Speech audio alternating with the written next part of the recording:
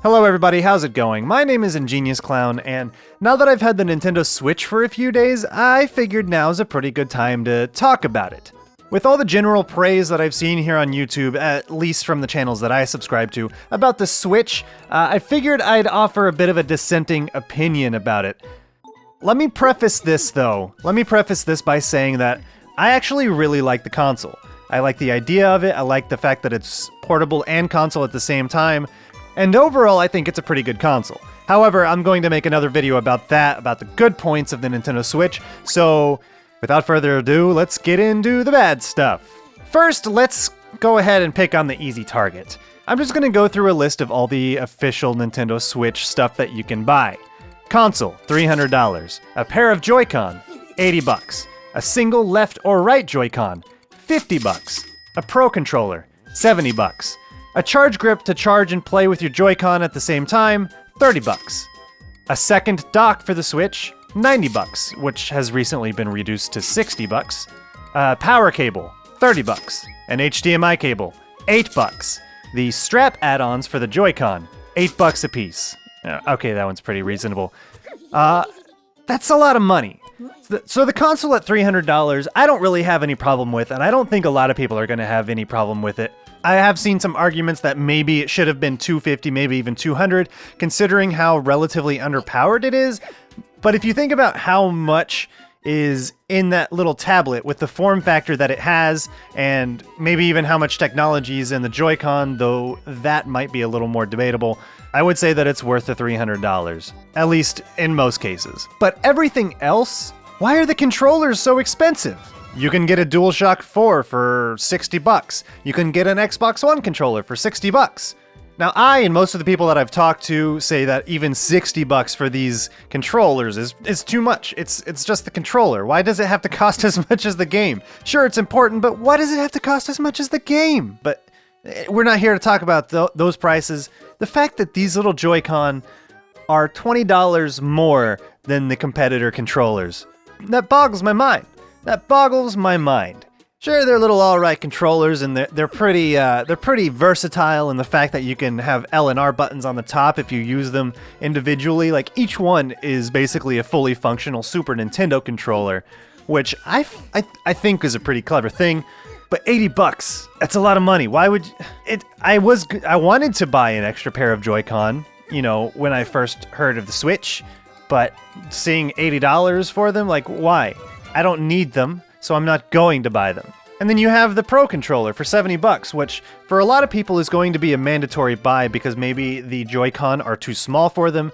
The form factor isn't the most comfortable to use in one hand, especially I've heard reports of the right Joy-Con specifically. It's hard to reach that stick down kind of where the meat of your thumb is going to be resting. It's kind of hard to reach down there when you don't have anything to really gain any leverage off of, like in a normal two-handed controller. So for a lot of people, a Pro Controller is going to be a mandatory purchase. I know I bought one, and while I enjoy the controller, I kind of resent the fact that I had to buy one in the first place. You might be wondering, hey, why not just use the Joy-Con grip that comes with the console?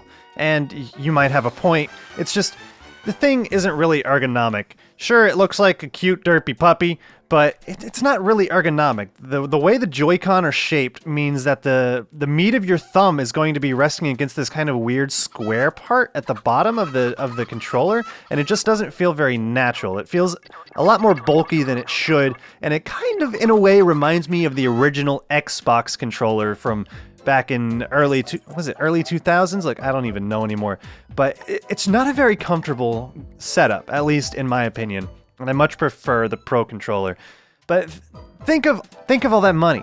And that's not even to mention the fact that the Joy-Con grip that's shipped with the Switch has no way to charge the Joy-Con. You have to take the Joy-Con out of the controller and then put them back into the Switch to charge it, or you have to buy that $30 charge grip that I mentioned in my list. That's ridiculous. Imagine if you're in a family and you only had the money enough to buy one Switch, one game, and only the controllers that you have. Like you don't have an extra Pro controller, you can't afford extra Joy-Con, you couldn't afford a charge grip or the charging station. Somebody is inevitably going to be playing with this thing, and then they're just going to leave it out, and then the batteries are going to drain. And once the batteries are drained, if you want to play on TV, you're out of luck because you're going to have to connect these things to the Switch itself and then play in handheld mode. And then there's people like me who are pretty lazy, admittedly, and would like to have a dock in one room and then another dock in another room. Like for me, for example, if I want to record some Switch gameplay, I want to do it in my office. But if I want to just like play Breath of the Wild in my free time, I would rather do it in my living room on my big TV with my nice speakers.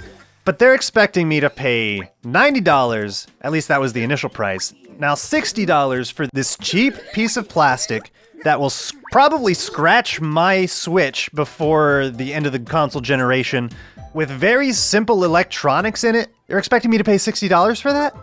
That's not even to mention the fact that it doesn't come with a power cable. So I'm going to have to buy an extra power cable. I'm going to have to get an extra HDMI cable. I know that I said it's $8 in the list. That's for like a 5-foot one.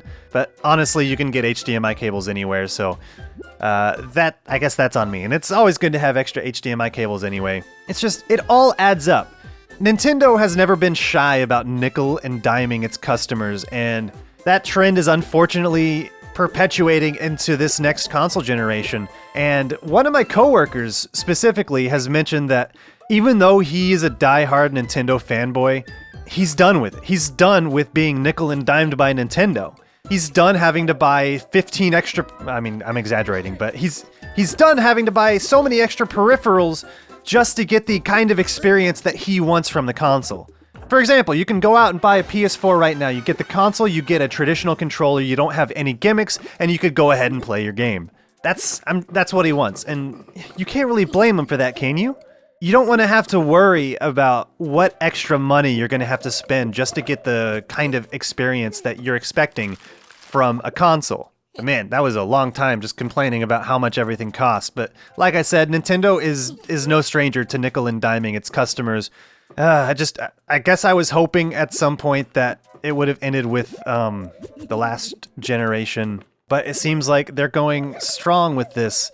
I will eventually be buying another dock if a third-party one doesn't pop up, but I'm also half expecting that whatever's on the board inside of the Switch, or inside of the dock, is proprietary in some way, so there may not even be any possibility for a third-party dock. I don't know. We'll have to see. I really hope so, because I would really like a second dock in my living room. Anyway, let's stop talking about money for now. And I mentioned during the money section that the Joy-Con grip that comes with the Nintendo Switch has no way to charge your Joy-Con. That's such a ridiculous decision to me. I guess I already explained this in the money section. Like, what if your stuff dies and you don't want to play in handheld mode? Then what? You're screwed! So that's another very questionable decision and kind of fits into the whole nickel and diming scheme. It's like, they did this on purpose. Why does this non-charging grip even exist? Is a question that I'm asking.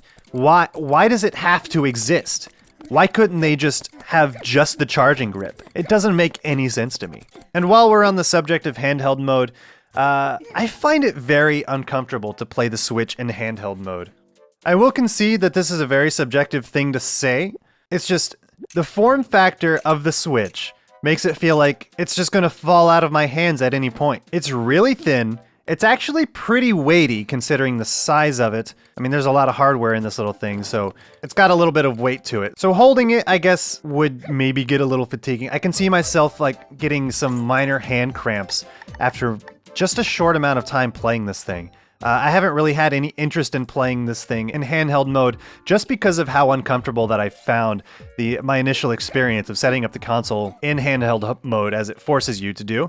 However, I will say that I like the fact that you have the choice to do it in handheld mode. And the fact that it can seamlessly transition into tabletop mode with the flimsy kickstand that's on the back of it is a pretty nice compromise. You can take the Joy-Con off and then you could play like that. It's just the handheld mode in general, it just seems dangerous to me. It seems like I could just drop it on the ground and then boom, that's like a Joy-Con probably snapped off. And I've heard tale that the Nintendo Switch is not very resilient when it comes to gravity. You know, most Nintendo consoles in the past with the clamshell designs, even the Game Boy Advance was relatively hardy. The original Game Boy was pretty hardy. Nintendo has had a reputation for having consoles that can survive abuse, for lack of a better term. And the fact that this one can't, it makes me worry. And speaking of abuse, the dock, I've already mentioned, it seems like it's really poorly designed. It feels like a cheap piece of plastic with very low-level technology inside of it. Nothing worth $90 or even $60, especially considering you have to buy a power cable if you're buying a second dock. But the dock itself is also another source of abuse for the screen of the Nintendo Switch. You're probably already aware that the dock, you slide the Switch into the middle of it, creating kind of a sandwich between two pieces of plastic for the console itself, and then the dock will allow the video to pass through HDMI to your TV. Cool idea. I like the hybridity of it. However, the fact that you have to slide it into that little piece of plastic kind of opens it up for screen scratching. And this isn't like a phone where your phone is going to have a nice glass screen with you can flick. I'm flicking my phone screen. I'm perfectly fine doing that. I have my phone in my pocket all day. I don't have a screen protector. I'm the kind of guy who doesn't put a screen protector on his phone because I feel like these are designed in such a way to where the screen should be able to withstand normal use. I have one tiny scratch on the right side of my screen, but it doesn't bother me too much. However, I've heard that the screen on the Switch is made of plastic. Now, on one hand, I mentioned that the Switch doesn't really handle falls too well, and if it was made of glass, then yeah, that glass would definitely shatter on impact, or at least crack on impact when it hits the ground. But plastic scratches so easily. And if you look inside of the dock, there are little plastic pieces that are meant to hold the Switch in place that, if you're not careful, will very easily create some gnarly scratches on your screen. I haven't experienced this yet because I knew going in that I should be careful pulling this thing in and out, but I know at some point I'm going to get a little lazy. I'm going to probably pull it out a little more quickly or at a bad angle that I probably shouldn't, and I'm going to find a nice, good scratch on my screen. And that sucks. Having to be careful using the console in the way that it's designed? Why? I mean, it's sure I can get a screen protector on this, and I probably will, considering how easily scratched this thing is, but I really don't feel like I should have to, you know? That's the way I operate, at least. Now, if we go back to the Joy-Con real quick, these little things are definitely of an interesting design, and the console was shipped with these little strap things that you can just slide on to both of your Joy-Con. Slide them on and it gives you like a more controller-like feeling for that individual Joy-Con. You slide it on and it makes the L and R buttons pop out a little more, and it feels like a tiny little Super Nintendo controller. It's got an L button, it's got an R button, it's got ABXY, and it's got a control stick for moving around. And you can do this with both of the controllers, both of the Joy-Con. The overall idea is really clever, but the final implementation of this design and this idea has led some people to hurt themselves trying to make it come apart. And that's because these little straps are designed in such a way to where you actually can, if you tried, slide them on the wrong way. And it's very easy to do this. They made it very simple to do this thing, to slide it on the wrong way. But after you slide it on the wrong way, you'll realize that the L and R buttons aren't actually contacting the actual L and R buttons underneath the little strap thing. So you try to take it off, but it's stuck. People have probably broken one of their controllers trying to get that off.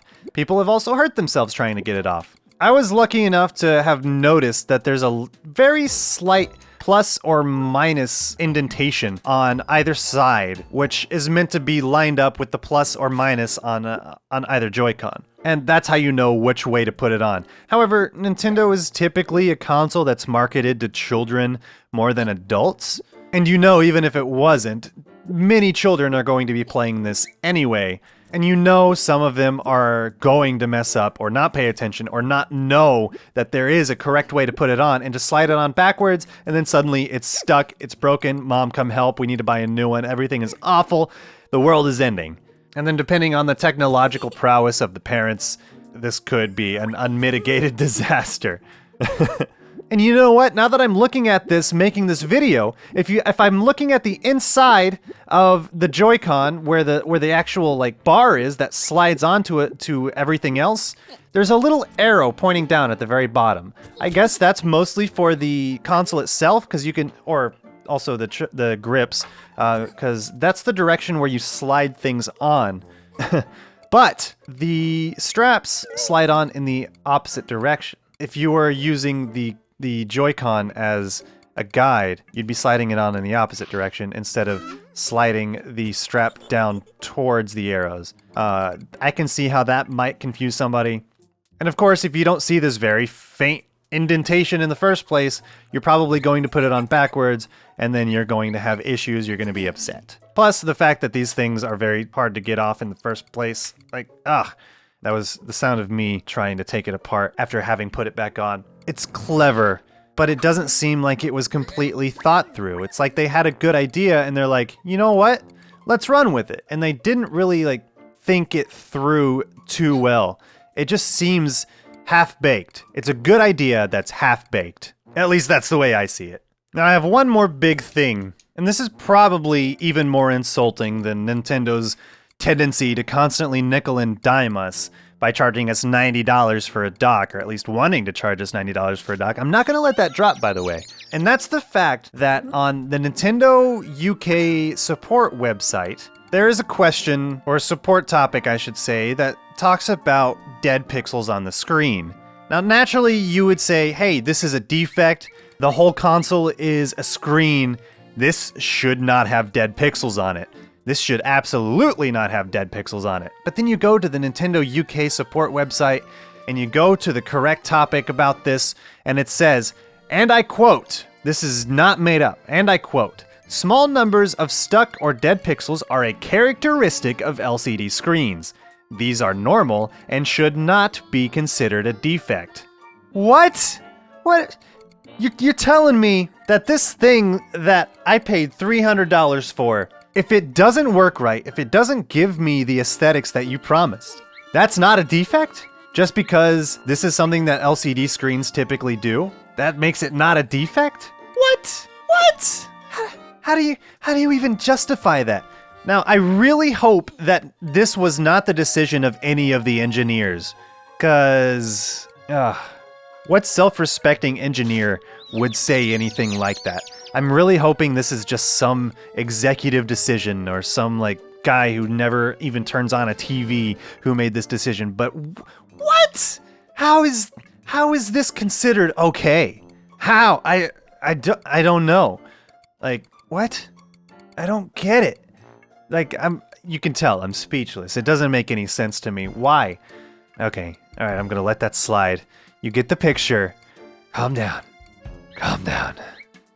Anyway, this has been a pretty long video, and there are a few things that I didn't mention, like the Joy-Con sync issues, which I haven't personally seen, but I'm also playing really close to my Switch, so I can't really comment on it, but I have heard that it has been fixed in a day one patch. Whether or not that's true, I don't know, so I can't really comment on it. And then there's this video that's been floating around on the internet that went viral, mostly because it's made by Krobcat. Pretty much everything he ever makes goes viral. It's kind of silly. But he made a video about the Nintendo Switch painful launch, and a lot of people recording their defective units, or what I mentioned earlier about how people were putting on their Joy-Con straps backwards. It's worth a watch, but defective units are normal for anything that's mass-produced. Stuff like you'd see in this video are probably things that Nintendo would be happy to replace for you, even though they are anarchic bastards when it comes to PR. I have no doubt that they would actually replace most of these Switches in this video. It's worth a watch, it's entertaining, but I don't want people to think that that's the norm, and it seems like people are thinking that's the norm. Just, it's like a very loud vocal minority is what it seems like to me, because I think overall most people have a good Switch. Most people have a good Switch. But hey, that's gonna be it. If you made it this far in this video, thanks so much if you watched all the way to the end. I know this was a bit rambly and a little bit incoherent, but I at least had a little bit of an outline and ideas of what I wanted to talk about, so I hope I did a good job and I didn't bore you. And like I mentioned at the top of this video, I am also planning on creating a video about what I like about the Switch, the things that I find good about it, the things that I think are clever and fun and good ideas and stuff like that. So keep an eye out for that. If you know anybody who's on the fence about buying a Switch, I would appreciate it if you shared this video with them. Give them a little bit of the negative with the positive. I will say again that I really like the Switch. I am happy with my purchase. I'm glad I didn't get a defective unit, and I would make the purchase again if I had the choice to do it over. But that's just me. For somebody else, all of these weird design decisions that Nintendo made for the Switch may be a big turnoff, or maybe the frame drops in Breath of the Wild might be a turnoff, which I also didn't mention, but that's more of the game's problem, unless you're counting the Switch's relative underpoweredness part of one of the problems, which I guess you can. We'll have to see how it goes, but I mean, this is a pretty strong console for being a tablet as well, so. Anyway, I'm still rambling. I need to stop. I hope you enjoyed this video. Share it with people if you want to share it. Like the video if you liked it. Dislike the video if you think I'd complained too much and I should cut Nintendo some slack. And if you haven't already, be sure to follow me on Twitter at ingeniousclown and hit that subscribe button for more awesome gaming content here in the future. And I will see you next time.